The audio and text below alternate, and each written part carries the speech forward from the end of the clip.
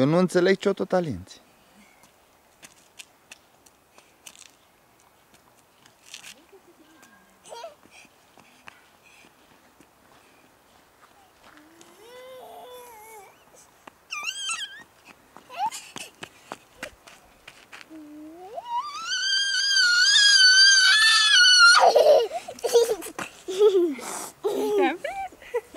Și te-am prins? Ia!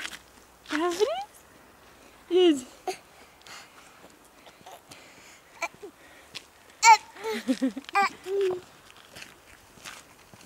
Parcă spune că nu mai alinți.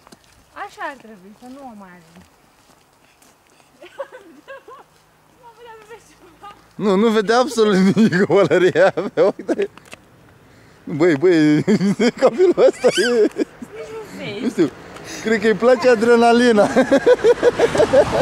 al doilea rând venea o mașină, da? Că ăla de reclama cu ochelarii pe bicicletă care intră în trafic, știi? Da.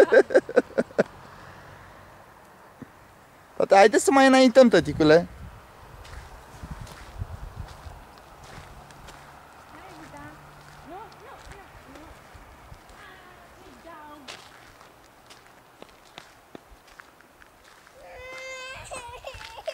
Eu zic, nu știu, bași picioarele în baltă?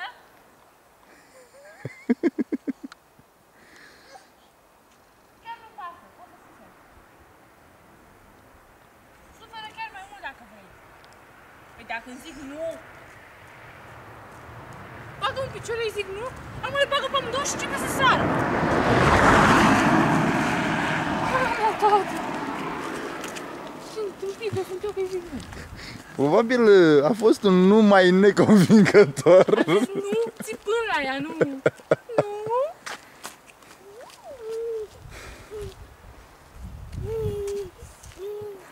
Nu mai vreau. Nu te mai iubesc. Nu mai vreau să mă joc cu tine. Sunt supărată. Nu că sunt supărată. Sunt foarte supărată. Lasă-mă în pace, nu mai trage de teren. Nu vreau.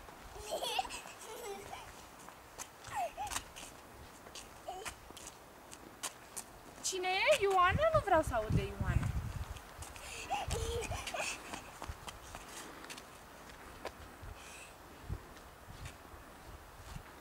Și să nu vii să mă pup că nu vreau niciun cal. Du-te și vezi scală.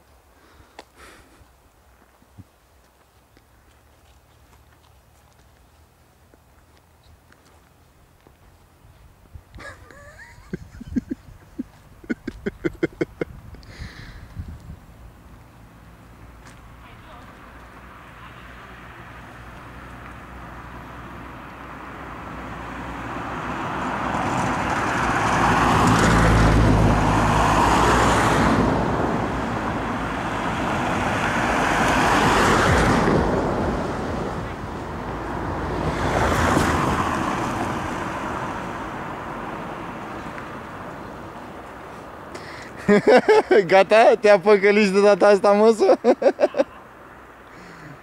suferea iar, ai văzut? Hai? Haide, tăticule, nu mai fi așa de suferindă, tata. Știu, e o viață îngrozitor de grea, mai ales pentru tine. Dar să știi că o să supraviețuim cu toții.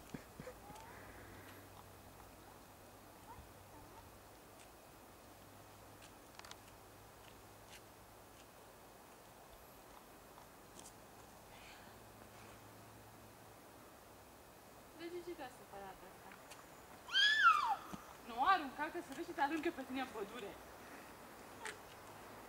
De acolo arunci, te iau de craci și te arunc acolo, fii atent. Și cred că e de-abia așteaptă să fac chestia asta. Ce faci, mă?